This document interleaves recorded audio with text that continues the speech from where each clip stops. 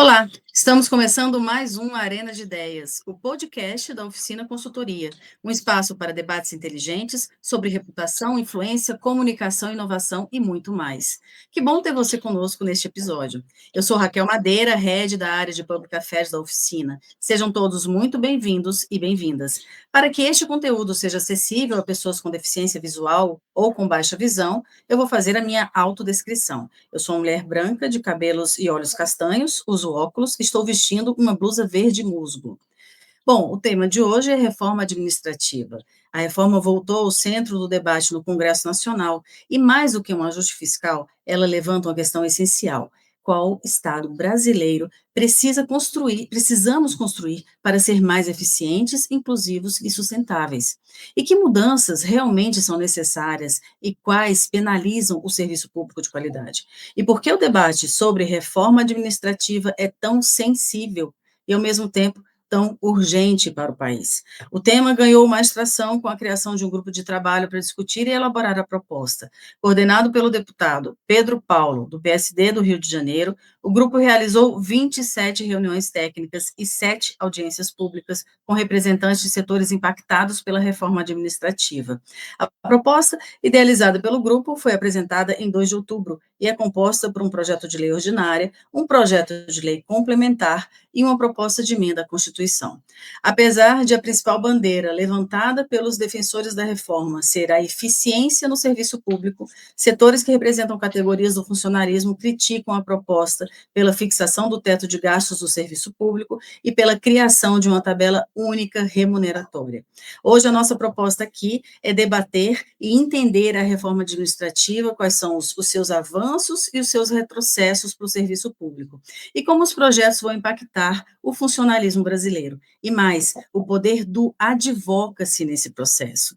Para essa análise, contamos com Antônio Augusto de Queiroz, o Taninho, jornalista, colunista do Congresso em Foco e ex-diretor do DIAP, Departamento Intersindical de Assessoria Parlamentar, que conhece profundamente o Congresso, inclusive faz sempre, todos os anos, um levantamento sobre os cabeças dos congressos, e 100 congressistas mais influentes. E Paulo Clias, diretor da Associação Nacional de Especialistas em Políticas Públicas e Gestão Governamental, ANESP. Bom, eu gostaria de iniciar solicitando para os nossos convidados para fazerem a sua autodescrição. Olá, me chamo Antônio Augusto de Queiroz, sou consultor político, sou um homem branco, de cabelos grisalhos, uso óculos nesse momento e uso um casaco azul. Olá, meu nome é Paulo Clias, eu sou doutor em Economia e, como a Raquel já anunciou, sou da diretoria da ANESP, Associação Nacional de Especialistas em Políticas Públicas e Gestão Governamental. Eu sou um homem branco, tenho cabelos grisalhos, estou portando óculos, uma camisa polo de cor esverdeada. Bom, então, para a gente começar aqui o nosso debate, a reforma administrativa ela fala em metas, fala em desempenho, em digitalização, fim de privilégios, mas assim alertas entre os servidores das entidades. E vamos entender melhor como o que está em jogo em todo esse processo, quais são os maiores impactos, as mudanças propostas para o serviço público. Temas como esse testam a nossa capacidade de diálogo com a sociedade e com o Estado. A política pública não se faz só no plenário, ela se faz também na escuta, na técnica, na construção coletiva. E aí eu vou começar o nosso debate aqui perguntando para o Paulo, como que as associações e sindicatos que representam as categorias do serviço público estão se articulando e de que forma podem propor um diálogo a fim de achar um consenso? Bom, veja, esse tema da reforma administrativa, ele lembra um pouco outros temas que são bastante recorrentes, né, na agenda política brasileira. A gente ouve sempre falar de reforma tributária, de reforma política, de reforma previdenciária. Só que, muitas vezes, quer dizer, o termo reforma acaba sendo um guarda-chuva, onde cabem uma série de visões, de interpretações, etc., que não necessariamente apontam para uma direção.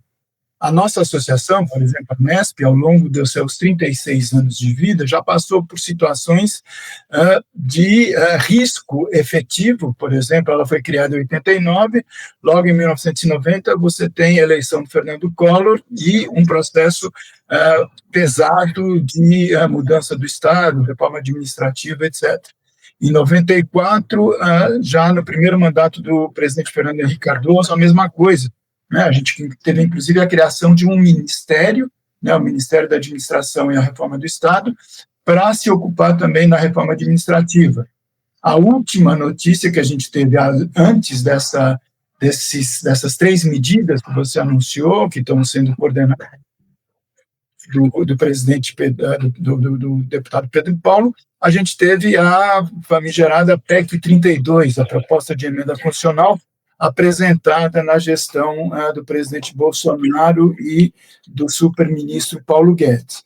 Quer dizer, em todas essas, um foco é permanente, né? Quer dizer, ao invés de apontar aquilo que elas dizem oferecer, que é um aperfeiçoamento, maior eficiência e modernização do Estado brasileiro, quer dizer, o foco é basicamente a redução do Estado, né, e a retirada de direitos dos servidores, né, por um lado, e a piora na qualidade dos serviços oferecidos à população, por outro, porque o foco é fundamentalmente a busca do corte de despesas, né? E não necessariamente, quer dizer, a gente precisa fazer uma reforma constitucional, por exemplo, para atingir os objetivos que se propõem, porque todo mundo concorda que o Estado tem que ser aperfeiçoado, o serviço público tem que chegar com maior qualidade, maior intensidade na ponta para a maioria da população.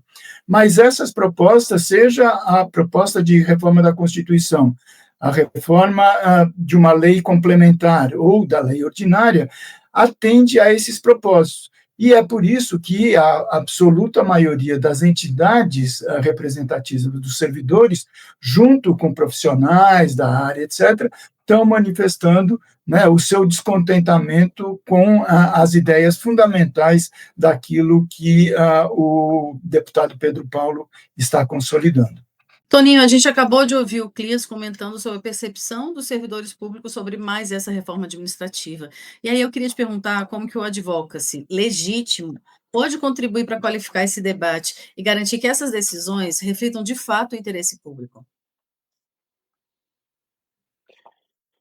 Pois é, uma reforma da dimensão de uma reforma administrativa, em primeiro lugar, ela precisa ser feita num ambiente de tranquilidade, com tempo para debater em profundidade cada mudança, porque ela impacta os 3 setores do sistema social: impacta o Estado, impacta o mercado e impacta a sociedade. Essa reforma, do modo como está sendo conduzido, absolutamente improvisado, com o objetivo de salvar a gestão do presidente da Câmara, apresentando uma reforma que ele possa deixar como legado, é extremamente preocupante, ainda mais após a rejeição pelas urnas e pelo próprio Congresso, na medida em que não deliberou, a PEC anterior, a PEC 31, cujo DNA também está presente nesse trabalho apresentado pelo deputado Pedro Paulo, né? A reforma administrativa do Bolsonaro, que foi sepultada nas urnas, porque o governo pensa diametralmente oposto àquela visão, tinha como fundamento 3 pressupostos e os 3 falsos. O primeiro, que era da suposta superioridade do setor privado em relação ao setor público na implementação de políticas públicas e até mesmo na formulação. O segundo é de que o servidor é ineficaz, ganha muito e trabalha pouco. E o terceiro é que tinha que dar mercado para o setor privado para que pudesse prestar serviços ao setor público em substituição aos servidores. Então, se reduzia drasticamente o número de servidores efetivos, contratava-se uma parte por terceirização e outras através de organizações sociais, OCIPs, etc. Então, era uma ideia de desestatização da prestação de serviços, né? E isso vinha num contexto de um bocado de reforma em bases neoliberais que no mundo inteiro foram revistas. Você teve reforma do ponto de vista burocrático durante 100 anos no mundo, depois veio essa fase gerencial, que era exatamente essa visão da proposta da PEC 31, que começou lá com o Brescia Pereira, né, e que teve uma vida muito curta porque a sociedade reclamou da qualidade do serviço, né, e está havendo reestatização no mundo inteiro em decorrência disso. Então, essa reforma ela vem num contexto, né, de fazer com que as posições de mercado se sobreponham às posições do atual governo. O governo, tudo que está nessa reforma já está em curso em formulação no Executivo ou em tramitação no Congresso. O combate aos supersalários, a questão da digitalização, a transparência no serviço público, quer dizer, tudo isso já está em curso. Eu não entendi por que o Congresso resolveu assumir essa matéria com essa prioridade, né? Considerando que, primeiro, não é competência do Poder Legislativo ter iniciativa sobre matéria que diz respeito à organização da administração pública. Isso não foi alterado na Constituição. E aproveitando o momento em que o Supremo toma uma decisão de acabar com o regime jurídico único, ou seja, é a pressa de desmontar a proteção dos direitos. Se eu fosse resumir essa proposta numa frase, eu diria o seguinte: ela tem por objetivo desregulamentar direitos e regulamentar restrições. Aquilo que é para beneficiar vai ser retirado da Constituição e aquilo que é para prejudicar ou impedir que o servidor tenha proteção e tenha acesso a direitos, proibir no texto constitucional.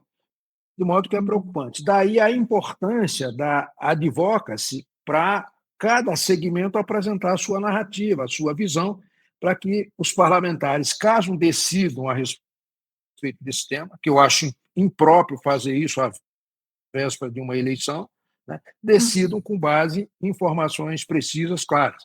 Nós temos aqui o Paulo Clias, que é membro de uma associação de gestores governamentais. São aquelas pessoas que formulam as políticas públicas, fiscalizam as políticas públicas, avaliam as políticas públicas e, portanto, tem pleno conhecimento disso. E que tem claramente uma visão crítica a respeito disso, porque o propósito não é aquele que é anunciado de melhorar a qualidade dos serviços públicos, de dar mais transparência. É abrir mercado para o setor privado e apresentar isso como legado de uma gestão do governante. Então, o Pedro Paulo vem com esta ideia de que a reforma dele é diferente da PEC 32, quando, no fundo, elas são muito parecidas. O DNA está lá presente e o objetivo é exatamente esse de interferir no Pacto Federativo. Quer dizer, tudo a União vai legislar e a gente vai poder, ao longo dessa conversa, dialogar em maior profundidade a respeito disso. Você trouxe aí 2 pontos, Toninho, que eu quero realmente perguntar um pouco mais adiante para vocês, mas eu acho que a questão também é o seguinte: existe sim uma imagem que é construída de que o servidor público ganha muito, trabalha pouco, tem muito privilégio, e isso acaba impactando talvez numa aderência até de que realmente é necessário fazer uma reforma administrativa, uma aderência ali em relação a pessoas que não estão tão bem informadas quanto ao cerne ali do que vai ser feito na reforma administrativa. E aí, Paulo, eu queria te perguntar, você iniciou sua fala também trazendo outras reformas administrativas que já aconteceram, e aí eu queria que você explicasse um pouco como é que reformas administrativas, especialmente essa que está sendo discutida agora, podem impactar tanto para a sociedade e até para o setor empresarial. Bom, veja, eu acho que o Toninho apresentou para nós, quer dizer, os elementos fundamentais que estão, vamos dizer, na base dessa reforma. Ela não tem um nome ainda, né? Porque ela não é uma única proposta de emenda constitucional, antes era a PEC 32, né? Agora são 3 textos. Mas, na verdade, quer dizer, eu acho que o fundamental é a gente se perguntar, quer dizer, por que aparece essa reforma administrativa nesse momento? Entende? Quer dizer, reforma administrativa, como você me perguntou, quer dizer, as anteriores, elas todas vinham no início de um novo governo que apresentava uma nova proposta para a sociedade. A gente pode discordar ou não, tá certo? Mas vinha em cima de um processo, de alguma maneira, legitimado pelas urnas, né? E o Toninho apontou bem, quer dizer, que no momento concreto, essa proposta não é do governo Lula em seu 3º mandato. Pelo contrário, né? Quer dizer, a gente tem manifestações de algumas pessoas que ocupam cargos ministeriais que manifestam discordância com relação a aspectos das matérias que estão presentes no no resultado do grupo de trabalho. Então, é óbvio, se me pergunta como pode impactar. Efetivamente, tem medidas que podem ter um impacto extremamente negativo, extremamente preocupante, né? Por quê? Exatamente pelo fato de não ter sido discutido com a sociedade, exatamente pelo fato de não ter sido herdeira de um processo político, eleitoral, quando eventualmente se consolida um desejo de mudança, etc., pelas urnas, o que acontece é que é muito mais um desejo pessoal, de um projeto político pessoal do novo presidente da Câmara, tá certo? Que quer eventualmente deixar carimbado ali alguma forma da sua passagem pelo poder, né? Porque o que acontece? Quer dizer, você tem, por exemplo, algum grau de insatisfação, você apresentou, Raquel, da maioria da população, com relação à questão dos servidores públicos, com relação à qualidade do serviço público. Quer dizer, você tem um problema de disputa de narrativa a esse respeito, você tem muitas notícias falsas, né? A gente está sempre chamando agora pelo inglês, né? A fake news. E na era da informação circulando pelas redes, é muito difícil, quer dizer, a gente conseguir se contrapor na velocidade do meio digital com essas informações. Então, por exemplo, não, essa reforma administrativa veio para acabar com os super salários. Perfeito. Né? Quer dizer, a gente tem um limite que é o teto do vencimento do ministro do Supremo Tribunal Federal. Em tese, ninguém pode ganhar mais do que isso, está na Constituição.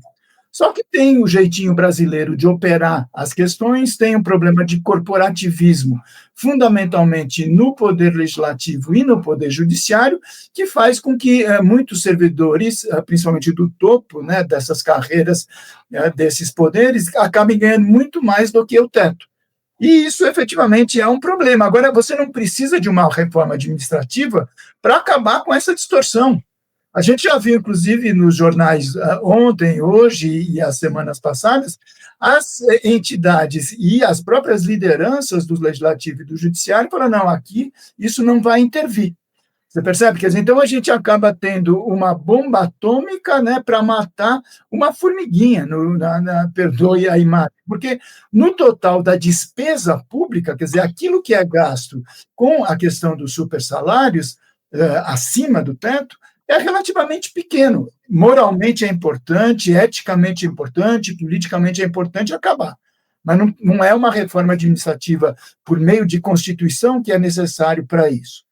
Por outro lado, quer dizer, você tem medidas importantes que eventualmente poderiam ser implementadas caso essas propostas sejam levadas em frente, que é, como o Toninho já apontou, quer dizer, uma redução da dimensão do Estado, por um lado, porque você tem o foco na austeridade fiscal, na imposição de tetos, né, para gastos de pessoal na União, nos estados e nos municípios, que têm problemas do Pacto Federativo, etc., e um outro foco, que é a ideia de que, a partir da denúncia, tá certo? Que ela é correta, dos supersalários, você passa uma imagem para a população que servidor público é sinônimo de mordomia.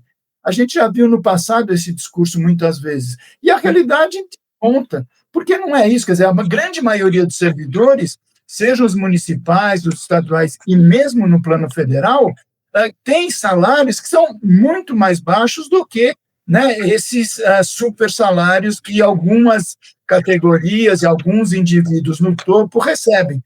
Então, cabe às entidades, tá certo, dos servidores, as entidades que defendem um Brasil mais democrático, menos desigual, tá certo? Em que a presença do Estado na economia seja utilizado como elemento para a retomada do processo do desenvolvimento econômico, social e ambiental, denunciar que os propósitos do presidente da Câmara e os propósitos do coordenador Pedro Paulo nada tem a ver com esse desejo legítimo, genérico e importante de aperfeiçoamento da capacidade, tanto da ação do Estado quanto da apresentação dos resultados dos serviços públicos para a maioria da população. E aí eu queria perguntar aqui, assim, o setor privado, a academia, o setor público, eles podem ser ligados nesse processo dessa imagem aí de uma agenda de convergência em relação à reforma administrativa. Você acha que é possível, e como mais, como que as carreiras públicas, especialmente a que você representa, a gestão e formulação de políticas públicas, pode se reposicionar como um protagonista nessa questão aí de necessidade de modernização do Estado, sem estar afetando direitos do organismo público?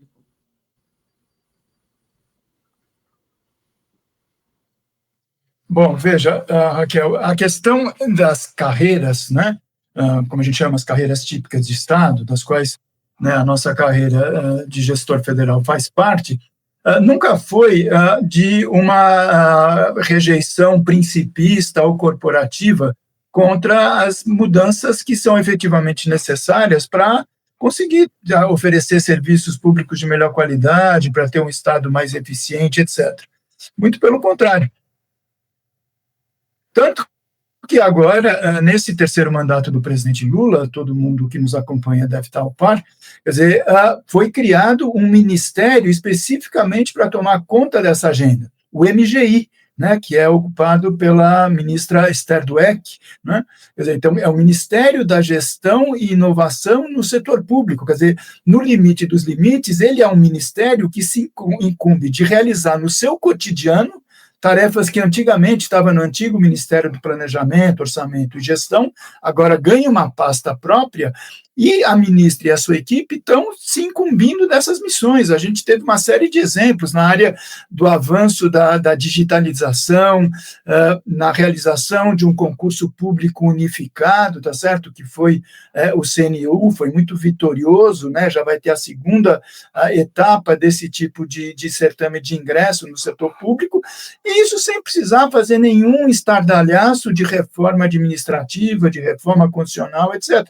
Por quê? Porque aperfeiçoar a capacidade do Estado, seja na sua própria gestão interna, seja na sua capacitação para oferecer serviços de qualidade para a maioria da população, é uma missão de qualquer governo no seu cotidiano. E isso está sendo feito com uma pasta especificamente criada para isso.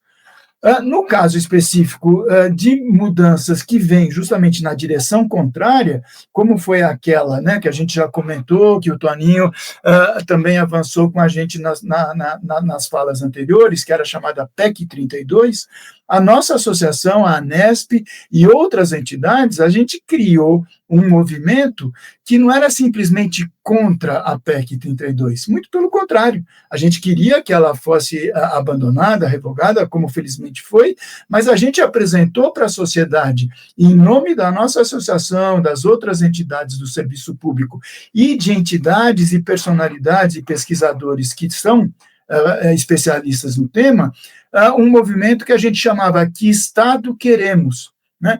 Isso está nas redes, as pessoas podem procurar, tem arquivos, que era justamente nessa linha, falar, a gente quer mudanças, lógico que a gente quer, mas são mudanças que vão na linha exatamente oposta de quem estava pensando na lógica do Estado mínimo, na lógica da privatização, na lógica da redução do número de servidores e, principalmente, da redução dos direitos e dos salários dos servidores.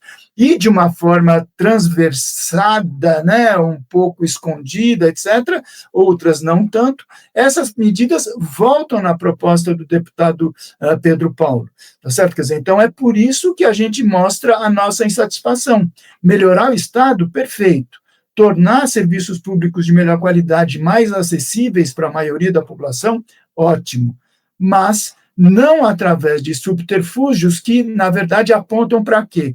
Para a redução da presença do Estado na economia e para transformar a oferta desse tipo de serviço num processo privatizado, né? Quer dizer, com a possibilidade, então, do capital privado, né, aumentar ainda a sua participação, que vem sendo crescente ao longo das décadas, na oferta da saúde, da educação, da previdência, da assistência, da segurança e daí para frente. E aí, eu vou seguir aqui com você, você chegou a comentar, né, da questão do CNU. Um dos pontos da reforma também é isso, né, uma das medidas que afeta esse ingresso no serviço público. Qual é a visão que você tem? Então, veja, sempre que se fala, né, de reforma administrativa com esse viés, né, redutor de direitos, de avanço do capital privado, né, do setor privado sobre o domínio do setor público, você tem medidas ou intenções que caminham justamente no que você falou, Raquel. Primeiro, a gente tem na nossa Constituição, desde 88, quer dizer, um elemento de uma noção republicana do Estado, do setor público e do serviço público. Quer dizer, independentemente do governo de plantão, seja na União, nos estados, do Distrito Federal ou dos municípios, o serviço público ele tem que ser permanente. Né? Quer dizer, não pode ser uma coisa em que se seja alterado ao bel prazer a partir de um novo governante que ganhou eventualmente uma eleição. Não é um problema de governo, eu repito, é um problema de Estado. E isso a gente tem, então, por exemplo, um regime jurídico único, chamado RJU, no plano da União. Então, garantindo, por um lado, para a sociedade que o serviço público vai ser permanente, ele não vai ser descontinuado a cada mudança de governo, por um lado, e, por outro lado, quer dizer, garantias para o próprio servidor público, para os servidores do seu conjunto, de que, ao entrar no serviço público por concurso e não por nomeação, ele vai ter a garantia de que vai ter uma carreira pela frente com algumas características, certo? Que são efetivamente diferentes daquilo que acontece no setor privado. Um dos elementos que é importante é o quê? É a estabilidade do serviço público. Só que, ao contrário do que procura dizer os detratores dessa medida, né, os liberais mais aguerridos, estabilidade não significa que o servidor tem direito de fazer o que bem entender e nunca vai ser objeto de questionamento. Pelo contrário, né? Quer dizer, você tem regras muito claras e você tem situações em que, quando o limite é ultrapassado, você tem realmente o afastamento do servidor das suas funções. Né? Mas o que se pretende não é que você tenha aquilo que hoje são as contratações temporárias, tá certo? Fora dos concursos públicos e universais, que isso vire a regra, por um lado. E segundo, que, obviamente, para você atrair servidores com competência, com capacidade técnica, etc., para trabalhar no Estado, você tem que oferecer salários que sejam atrativos. Mas isso não, quer dizer, isso também, salários atrativos e adequados para a realidade de profissionais, por exemplo, na área do pessoal que trabalha no Tesouro Nacional, na área do pessoal que trabalha na Receita Federal, pessoal que trabalha no planejamento e no orçamento. A nossa carreira são pessoas, que trabalham nas universidades como professores, etc., são carreiras que precisam ter o devido correspondente salário adequado. Só que, em nome do combate ao exagero ilegal dos supersalários acima do teto, na verdade, o que é se combater são esses salários dignos e esses salários adequados para funções que são funções mais elevadas, vamos dizer assim, mais técnicas, e que precisam ter a justa remuneração. Então, a gente precisa sempre desconfiar desse discurso, tá certo? Quer dizer, que diz, não, é na linha da moralização, da denúncia, etc., porque você está aqui mirando um foco, né, mas o objetivo é atingir o conjunto dos servidores e do serviço público, tá certo?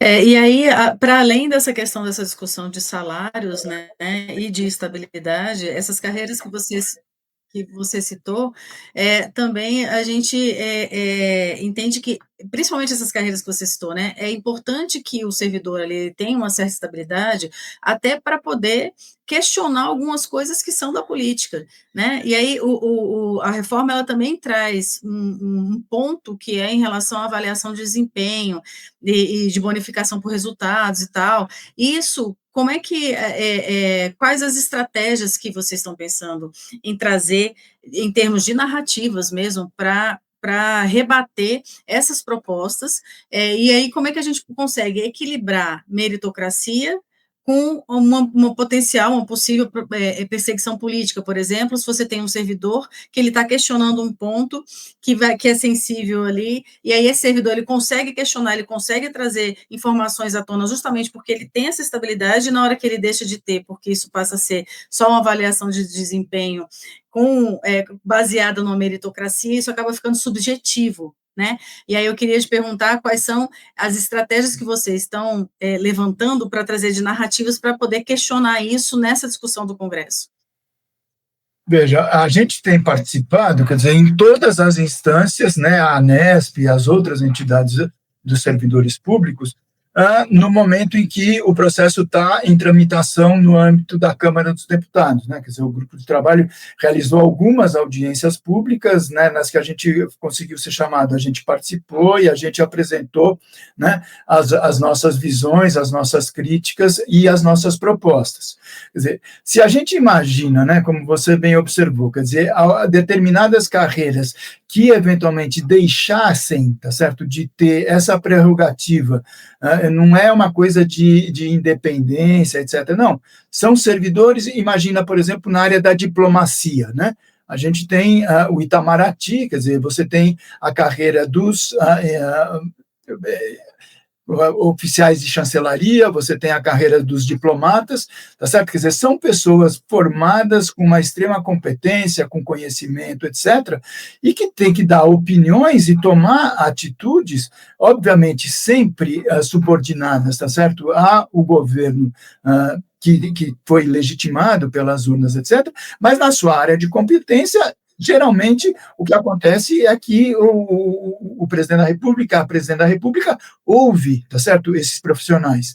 Em setores também específicos, como da Receita Federal, ou agora, né, os servidores da área da Previdência Social, ou os servidores do planejamento, os servidores da área do Tesouro. Você percebe? Quer dizer, dos nossos colegas, os gestores que estão espalhados pelos diversos ministérios, ocupando cargos importantes, o pessoal que trabalha com comércio exterior, por exemplo, agora, depois desse tarifaço do Trump, o próprio ministro, né, do desenvolvimento, que é o vice-presidente da República, o ministro Geraldo Alckmin, reconheceu a importância dos técnicos especialistas nessa matéria.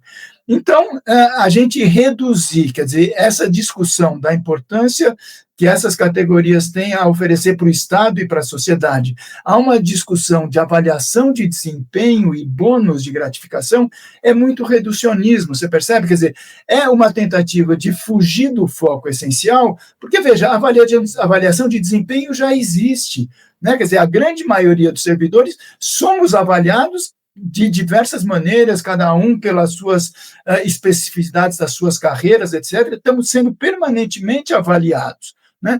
Agora, o que a gente não pode, quer dizer, é aceitar que a lógica a reducionista, vamos dizer, de uma gestão, inclusive no setor privado, que é muito questionado, seja apresentada no âmbito do Estado. É o quê? Você começa as carreiras com uma remuneração extremamente reduzida, e aí você vai conseguindo ganhos adicionais de produtividade, de bonificação, etc., de acordo com o quê? Com a vontade do governante de plantão. E aí a gente corre justamente o risco de cair na armadilha que você apontou, Raquel. Quer dizer, aqueles que passem a agradar o governo de plantão passam a ser promovidos e têm remunerações elevadas. Quer dizer, é uma forma indireta de você, algumas aspas, comprar, né, a vontade, a ideia e a posição dos servidores. Isso, obviamente, não vai ser aceito, né? Quer dizer, as carreiras são históricas, né? Elas têm uma presença no Estado brasileiro e uma presença de oferta de serviços públicos para a população muito mais longa, quer dizer, do que a vontade de um deputado que esteja na presidência da Câmara ou na coordenação de um grupo de trabalho. Então, as entidades estão se articulando, a gente está esperando justamente o momento em que essas propostas deem a sua cara, porque efetivamente está num compasso de espera, porque eles perceberam que as medidas não são muito bem aceitas, tá certo?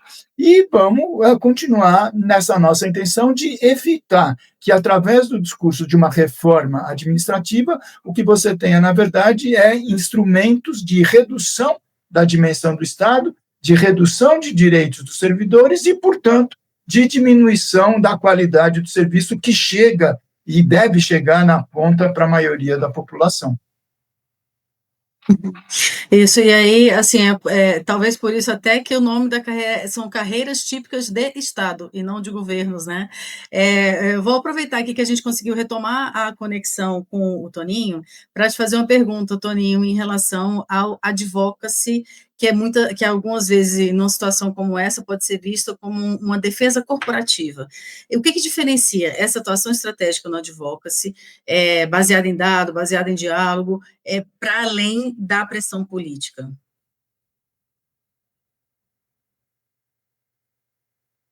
Compromisso. O pressuposto disso é transparência e compromisso com a verdade. E, para isso, é preciso que o próprio grupo de trabalho expresse essa visão perante a opinião pública. Por exemplo, já há desconfiança em relação ao método, à forma como isso vem sendo conduzido. O relator da reforma é o deputado Pedro Paulo. Ele divulgou várias versões do texto como autor da proposta, deu várias entrevistas como autor da proposta. E, na hora da formalização, ele arrumou alguém para substituí-lo e colocou o deputado Zé Trovão como autor da proposta para que ele pudesse ser relator lá na frente, já que autor não pode ser relator. Então, tem uma primeira manobra que já cria desconfiança. O deputado Zé Trovão nunca teve, na atuação como parlamentar, uma preocupação com melhoria de qualidade do serviço público. Ele pertence a um grupo político, que, aliás, é majoritário também nesse grupo de trabalho, em que a preocupação principal é fazer luta política. E, por exemplo, na reforma tributária, quando se teve a oportunidade de debater temas relevantes, esse grupo a que ele pertence ficou preocupado exclusivamente em excluir ou isentar do imposto seletivo arma, né, e munição. Não se preocupou com os temas centrais da reforma, que é reduzir tributos sobre a cesta básica, eliminar a regressividade, etc. O grupo apresenta perante a opinião pública que a proposta não vai atingir estabilidade, não vai atingir os atuais servidores, não vai atingir aposentados, e isso não é verdade. E a Advocacy vai ter esse papel de chamar atenção para isso. Vou dar aqui exemplos. A reforma sinaliza um universo muito pequeno de servidores permanentes do Estado, que são as chamadas carreiras exclusivas de Estado, que não vão passar de 10%. E mesmo essa, que vai ter direito à estabilidade, vai estar sujeita a uma avaliação de desempenho que poderá ser demitido por insuficiência de desempenho, né? Vai ser feito com base em produtividade, a remuneração, boa parte da remuneração, em produtividade, em avaliação de desempenho e indenização. E nada disso se estende aos aposentados. Então, você já quebra aí a paridade daqueles que têm direito à mesma remuneração na inatividade do que teria na atividade. Então, a Advocacy vai cumprir esse papel de esclarecer para a opinião pública, para os parlamentares e para o próprio mercado, de que a mensagem que está vindo não corresponde propriamente à realidade. E, então, fazer esse contraponto. E, havendo esse contraponto, certamente vai ficar evidente que o objetivo dessa reforma não é melhoria da qualidade do serviço público, é reduzir a participação do Estado na prestação de serviços, né, e transferir parte desse serviço para que o setor privado possa ser um prestador de serviço do Estado nessas áreas que atualmente estão sob a responsabilidade do Estado. Então, é realmente preocupante, desse ponto de vista, essa questão. E a Advocacy vai ter esse papel de esclarecer exatamente o que está sendo proposto e qual é a consequência disso para a opinião pública. E dizer claramente que o Estado existe para garantir direito e promover bem-estar, através de políticas públicas, e para que isso aconteça é preciso ter funcionários permanentes, com estabilidade, né, que não se sujeita a orientações momentâneas de governantes com visões opostas àquilo que a Constituição diz qual deve ser o papel do Estado, de modo que o papel da Advocacy vai ser fundamental no esclarecimento não apenas da opinião pública, mas também dos parlamentares que eventualmente irão deliberar sobre esse tema. E aí eu queria puxar um pouco para outro aspecto também dessa discussão da reforma, que você já até tinha falado no início aqui da sua fala, Toninho, no início do programa, que é a questão do Pacto Federativo, né? Então, assim, desse ponto de vista de Pacto Federativo, a proposta acaba impondo regras também a estados e municípios. Que desafios que isso acaba trazendo? Pois é, isso é uma proposta completamente despropositada, porque ela interfere na autonomia dos estados e dos municípios de um modo absurdo. todo o regramento a respeito de governo digital, ciclo laboral no serviço público, concursos públicos, tabela remuneratória, tudo isso está sendo proposto em nível de lei complementar para que os estados e municípios apliquem isso. Em primeiro lugar, primeira inconsequência, lei complementar e lei ordinária sobre administração pública compete ao Poder Executivo tomar essa iniciativa, é privativa do Poder Executivo e mais, é por ente da federação. A União cuida do governo federal, os estados cuidam dos estados do Distrito Federal e os municípios das suas unidades. Então, há uma interferência de tal modo, ignorando as realidades locais, que os municípios, os entes federativos, não podem aceitar uma intervenção dessa. Nem o governo federal reivindica isso. O governo federal prefere tratar, e aliás está tratando e tem todas as condições de fazê-lo, no nível infraconstitucional. Exatamente porque no momento em que o país está tão polarizado, você fazer reforma constitucional às pressas, do modo como tem sido feito, acontece episódios como aquele que aconteceu com a PEC da blindagem. Se quebra em interstício, esse é um outro problema, porque se essa PEC for passar nos caminhos corretos, que é passar primeiro na admissibilidade na CCJ, depois numa comissão especial e depois em 2 turnos no plenário, ela não terá condições de ser aprovada este ano. E ano que vem, ano eleitoral também não terá.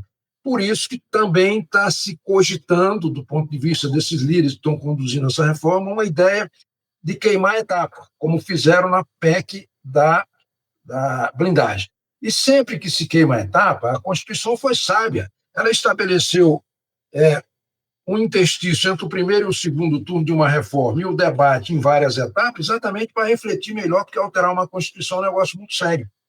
E quando se queima a etapa, se faz com improviso e não produz o resultado esperado. De modo que isso também é uma outra preocupação de que essa PEC, caso seja apresentada e tramite, ela tramite cumprindo os ritos e os processos legais previstos constitucionalmente e não haja a pensação para ir direto ao plenário atropelando etapas, né? Então, a Advocacy vai, então, cumprir, na minha avaliação, esse papel de prestar esses esclarecimentos em relação aos ritos e processos que são fundamentais para a sanidade desse processo, para a higienização desse processo, para que não haja burlas e trapaças, né, de um lado, e de outro esclarecer o conteúdo e mostrar o que for positivo deve ser, na minha avaliação, aprovado e aproveitado, o que for negativo ou tiver interesses outros que não seja a melhoria da qualidade do serviço público, né, em benefício da população, excluir desse texto. De modo que a Advocacy, portanto, vai cumprir esse papel relevantíssimo de fazer esses esclarecimentos. Toninho acabou, eu ia perguntar sobre eleição, ia perguntar sobre esse ponto, se há algum ponto positivo dessa reforma, mas você já acabou respondendo, e eu vou passar para o Paulo, então, Paulo. Pensando que quando se fala em reforma administrativa e a gente tem todos esses interesses aí por trás, de ano eleitoral, de deixar legado político, e de grupos divergentes aí dentro da política, né, pensando trazendo essa temática para conquista, de certa forma, da opinião pública, a gente pensa qual é a sua opinião em relação à reforma, não uma reforma administrativa, mas se há, como já há também outros projetos que já tratam de pontos essenciais que precisem, porventura, serem aperfeiçoados no serviço público, a minha pergunta é se haveria alguma necessidade, alguma evolução para dinâmica do serviço público, alguma coisa que possa ser positiva, que possa ser deixado como legado, ou não, se tudo que está sendo discutido é realmente bastante negativo, pensando em país, pensando em Estado brasileiro e não em governos. Não, veja, Raquel, eu acho, e já coloquei isso anteriormente, quer dizer, que a gente não pode ter uma visão, vamos dizer, de que qualquer mudança, né, de aperfeiçoamento na estrutura do Estado, na estrutura administrativa, na política, né, de tratamento dos servidores públicos, etc., como um tabu, de maneira nenhuma, né, quer dizer, nada é, como dizia, né, um ministro algumas décadas atrás, é imexível, né, precisa ser aperfeiçoado. E a gente já colocou, quer dizer, existe um ministério que se ocupa disso, MGI, Ministério da Gestão e Inovação no Setor Público. ele faz isso no seu cotidiano, ele tem uma grande equipe, né? E a gente acha que as medidas que eventualmente venham a contribuir para esse sentido, quer dizer, de aperfeiçoar a gestão, de promover inovação, de melhorar, né, a potencialidade do Estado brasileiro em oferecer serviços para a população, tudo isso é muito bem-vindo, né? O problema é que você não consegue, primeiro, como o próprio Toninho colocou, quer dizer, no afogadilho da agenda política de basicamente dois indivíduos e os grupos que eles representam, tentar promover mudanças que são substantivas, que são estruturais, são mudanças na Constituição, né, que mexem no Pacto Federativo. Então, você não tem alguma coisa que saca? Provavelmente tem, né? Quer dizer, no projeto de lei ordinária, então você tem aqui e ali alguma medida, mas isso não justifica, tá certo? Quer dizer, você dá o nome de reforma administrativa e junto com ela vinha um caminhão de medidas que, sob, né, a desculpa e a falsa narrativa de estar promovendo uma melhoria da administração ou estar atendendo a esses aspectos que você também bem apontou, quer dizer, da população por falta de informação, ou por exemplos negativos, efetivamente, de como o Estado às vezes se comporta, né, tem uma postura que não é das mais agradáveis, mas o que acontece? Você tem momentos em que, quando o Estado é chamado a oferecer, tá certo, a sua cara e a sua contribuição, isso é muito relevante. Imagina, a gente passou essa pandemia, infelizmente, alguns anos atrás, se a gente não tivesse o Estado operando com o Sistema Único de Saúde, né? O Sistema Único de Saúde implica o quê? Em servidor com estabilidade, em servidor, né, com eficiência, em servidor com salários minimamente adequados, um modelo que envolve União, estados e municípios. Se a gente tivesse com a validade, né, a vigência dos pressupostos das propostas do grupo de trabalho coordenado pelo deputado Pedro Paulo, muito provavelmente o número de mortes seria ainda mais elevado dos 700 mil, que já foi um exagero. Por quê? Porque o Estado não estaria capacitado a responder adequadamente para uma emergência, por exemplo, eu dei um exemplo na área da saúde, mas a gente pode pensar, né, o conjunto das políticas públicas. Então, a nossa estratégia, quer dizer, não é uma estratégia no sentido da negação pela negação, né? Quer dizer, a gente não vai querer deixar de apontar os defeitos, seja da emenda constitucional, da lei complementar ou da lei ordinária, porque, eventualmente, aqui e ali pode ter um aspecto positivo. Se tem um aspecto positivo, retira disso e o deputado apresente como um projeto de lei seu, não tem problema, né? O que não pode é se manter essa falsa argumentação de que o conjunto precisa de mudanças estruturais, porque o Estado seria gigante, os servidores seriam, né, beneficiários que se locupletam, quando, na verdade, não tem nada disso para a absoluta maioria dos servidores públicos. Então, a nossa medida é que o governo não assuma para si, como agenda sua, a agenda do deputado Hugo Mota e do deputado Pedro Paulo, né, e retome ou continue na sua política, que é a política desenvolvida pelo Ministério que se ocupa dos temas da reforma administrativa. Muito obrigada. Infelizmente, nosso tempo chegou ao fim e eu gostaria de agradecer muito aos nossos convidados, ao Paulo Clias e ao Toninho, que participaram aqui dessa conversa tão rica conosco sobre a reforma administrativa, e agradecer a todos vocês que acompanharam o nosso Arena de Ideias. Envie suas dúvidas e comentários sobre este episódio aqui no chat. Vamos responder a vocês. Muito obrigada e até a próxima. Começa agora a nova era da reputação e influência. Uma era que exige evolução, adaptação, análise de contexto, conhecimento profundo dos desafios dos clientes e soluções não óbvias. Reputação é um ativo tangível e com alto impacto nos negócios. Sua gestão exige constante transformação. Com esse DNA de inovação, alcançamos o reconhecimento de melhor agência de comunicação corporativa do Brasil. E no ano em que celebramos 25 anos de história e credibilidade, inauguramos um novo modelo de negócios, integrando a agilidade de uma agência, a estratégia de uma consultoria e agora a força de uma atuação em rede. Somos agência, somos consultoria, somos rede. A rede de reputação e influência conecta agências boutiques, empresas, consultores especializados, unindo o melhor do capital humano e da tecnologia para potencializar projetos de pequenas, médias e grandes organizações. Um hub de competências que reúne dados, tecnologias, inteligência artificial, advocacy, gestão de crise e muito mais. Uma atuação integrada e sob medida para os objetivos de cada negócio. A integração de agência, consultoria e rede impulsiona o mercado, reforçando a oficina como protagonista numa nova modelagem de negócio para o setor de reputação e influência. Em rede, todos saem ganhando. Clientes vão contar com uma comunidade as a service que atuará de forma colaborativa para soluções dos problemas complexos com o uso de novas tecnologias e inteligência para antecipar cenários. Agilidade e integração para múltiplos desafios. Soluções para além da comunicação e uma força de trabalho em nível nacional, regional e global. Nossos parceiros ampliarão a sua rede de relacionamento e geração de negócios. Por meio de um networking qualificado de empresas e profissionais, terão acesso a métodos e tecnologias de ponta, programa especializado de capacitações, mentorias e espaço exclusivo para gerar conhecimento, negócios, novas conexões e um selo especial que chancela sua participação na rede. E para nossa equipe, toda essa estrutura de inteligência coletiva e acesso a novos especialistas vai permitir um ganho de conhecimento e produtividade inigualáveis. É assim, com experiência, reconhecimento e inovação, que estamos olhando para o futuro.